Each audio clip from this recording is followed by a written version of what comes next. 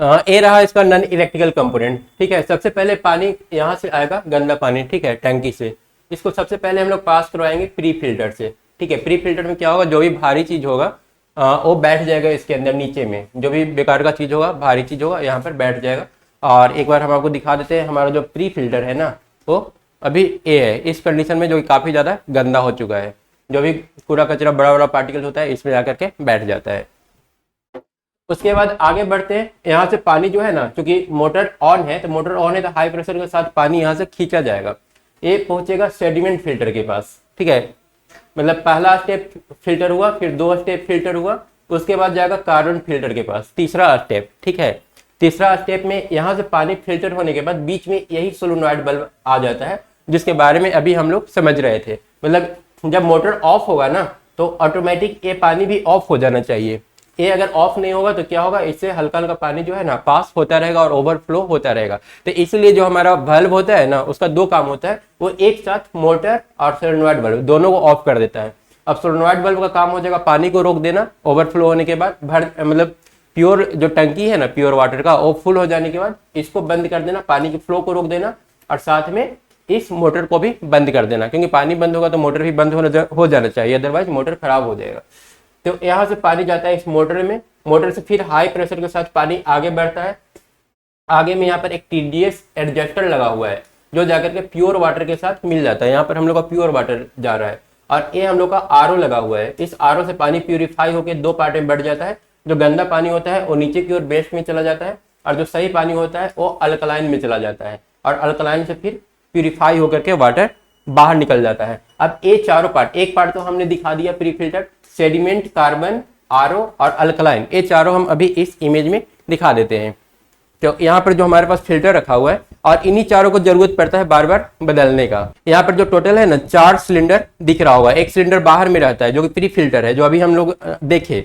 यहाँ पर total 4 filter दिख रहा होगा, 2 ऊपर में और 2 नीचे में। नीचे जो लगा हुआ है, एक सेडिमेंट लगा हुआ है और दूसरा कार्बन फिल्टर लगा हुआ है। ठीक है, यहाँ पर एक कार्बन फिल्टर है, ये आगे वाला कार्बन फिल्टर है, पीछे वाला सेडिमेंट फिल्टर है। उसके बाद ऊपर जाएंगे तो ये हम लोग का RO है, और ये वाला हम लोग का अल्कलाइन है। ठीक है, और इन्हीं चारों को जरूरत पड़ता है। टोटल मिलाकर हम लोग देखें तो 5 ऐसा कंपोनेंट हो जाता है, जिसको हम लोग समय समय पर बदलते रहते हैं। मोटर जनरली खराब नहीं होता है।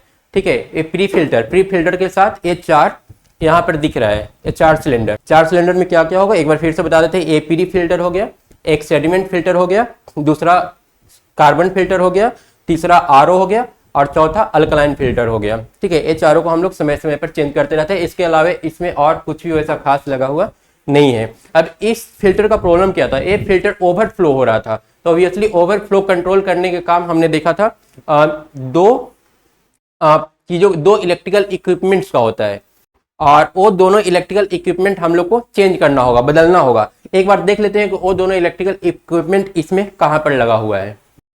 एक कनेक्शन था इलेक्ट्रिकल कनेक्शन, जो कि अभी हम लोगों ने देखा था। हम लोग देखे थे कि इस मोटर को जो कंट्रोल कर रहा था, ठीक है, अगर मोटर कंटिन्यू चलता रहेगा तो ऑब्वियसली ओवरफ्लो होता रहेगा। तो इस मोटर को ऑटोमेटिक बंद करने वाला जो स्विच है, एक फ्लोट स्विच है। ठीक है, 2 केस में हम लोग का पानी कंटिन्यू फ्लो करता रहेगा, एक अगर मोटर चल रहा है तो, और दूसरा अगर मोटर बंद भी हो गया, सोलेनॉइड बल्ब चल रहा है तो, दोनों ही केस में ओवरफ्लो होगा। तो हम लोग का अगर मोटर चल रहा है तो मोटर तो खराब होगा नहीं, फिर या तो एक फ्लोट स्विच खराब है या फिर एक सोलेनॉइड बल्ब खराब है। अब एक बार इस फ्लोट स्विच और सोलेनॉइड बल्ब को हम लोग देख लेते हैं इस प्यूरीफायर के अंदर।